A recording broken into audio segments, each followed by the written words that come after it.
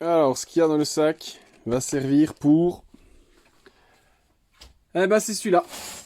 C'est ce perfo-là. C'est le petit perfo. Donc, voilà, je vais déballer. Donc, c'est le moteur du petit perfo. Donc, allez, on fait ça. Alors, en premier lieu, il faut que je mette le pignon sur le moteur. Enfin, c'est tout un ensemble. En premier lieu, ne pas oublier de remettre les vis qui servent de maintien de moteur pour la rotation. Parce qu'en fait, ces petites vis-là, elles servent à mettre en butée le moteur de manière à ce qu'il ne tourne pas sur lui-même. Et il y en a deux à mettre. Et la dernière fois, j'avais oublié de les mettre. J'ai galéré pour remettre ces vis une fois que le système avec le pignon et la coupelle était monté. Maintenant que les vis sont mises, je mets dans l'étau. C'est assez simple à réaliser. En fait, je me mets en appui sur l'axe là, en fait. Je mets le pignon ici, donc il faut bien que je me mette en appui là, bien droit, et je resserre l'étau.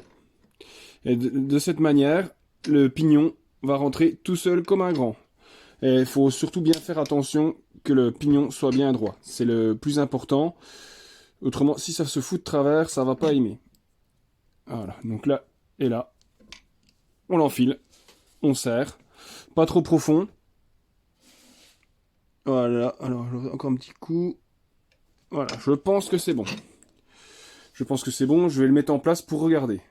Tout a l'air bon au niveau de la mise en place. La sortie d'axe, je pourrais peut-être même l'enfoncer encore un petit peu, j'ai encore de la marge. Mais je vais le laisser comme ça. C'est bien assez enfoncé, je pense. Ensuite, je vais devoir réparer les fils qui ont été écrabouillés par le SAV. Oui, c'est un perfo qui était pris en SAV et réparé. Et il a tenu 1 mois ou 2 mois après la réparation, il a repété. Mais quand on voit comme ils ont écrabouillé les fils, c'est du boulot de sagouin. Nous allons commencer par dessouder les deux fils.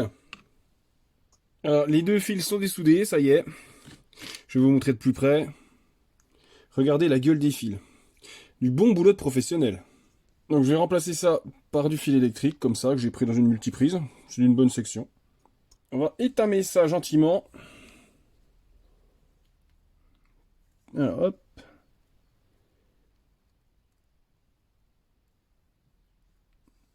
Pas trop non plus en mettre comme un cochon, hein, ça serait... Voilà. Allez, on va dire que le plus, c'est le bleu. Voilà. On soude. Nickel. J'ai changé de panne. J'en ai mis une plus grosse. Ah, elle va largement mieux. L'autre était un peu trop petite. Donc là, ce coup-ci, je appuie à peine dessus, là. Voilà. Et maintenant, on va mettre le moins. Ah, elle va, vrai, c'est niveau montant température, ça a rien à voir. Hein. Oh putain, par contre, je me crame les paluches. Allez, on remet la gâchette en place. Donc là, hop, ici. Alors, je sais plus exactement par où ils passaient, les fils. Alors, est-ce que ça passait à droite? Alors, je crois que ça passait par l'autre côté. Donc là, hop, comme ça.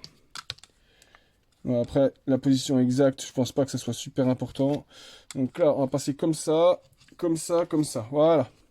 Et après, ça descend au moteur. Il va falloir que je coupe la bonne longueur. Donc là, on va simuler la longueur en faisant passer à peu près où il faut.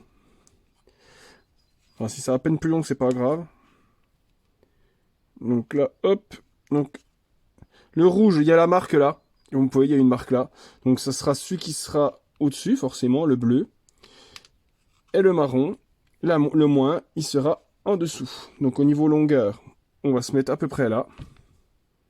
Au niveau du plus, on va le faire à peine plus long parce qu'on va le faire descendre au fond et le faire remonter. Donc, on va couper ici. On va étamer les fils, ce qu'il faut bien.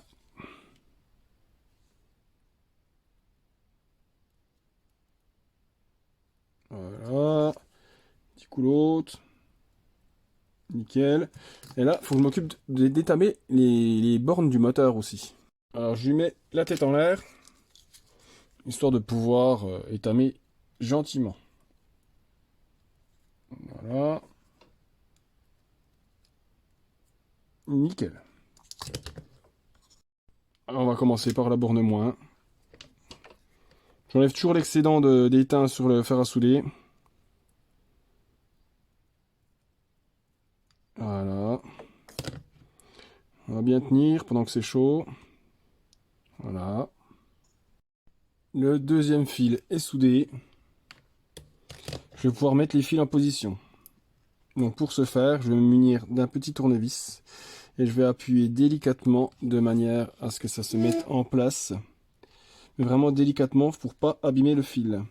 Et là je me rends compte qu'en fait les fils sont plus gros que ceux d'origine, donc ça ne passera pas. Alors ce que je vais faire, je vais prendre la petite meuleuse et je vais agrandir les passages de fil à cet endroit-là et cet endroit-là. Les passages sont agrandis, je vais pouvoir mettre sans trop de problème maintenant les fils. Donc je vais commencer par le fil moins. Voilà, là ça rentre tout seul. Comme on dirait, comme papa dans maman. J'enfile celui-là ici. Bon, le moins est à peine trop long. Il me dérange il me dérange à peine, mais bon, c'est pas, ça va aller. Donc là, j'enfonce le positif. Il faut pas que ça dépasse, de manière à ce que ça ne soit pas pincé comme les charognards du SAV qui l'avaient réparé la première fois. Donc là, je l'appuie au max.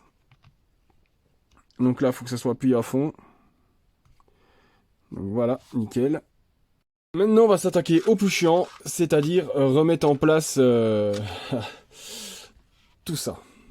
Alors, je vais vous mettre en vue bien de haut pour que vous puissiez bien voir comment ça se passe. Je vous fais la suite dans la prochaine vidéo qui sera postée très bientôt.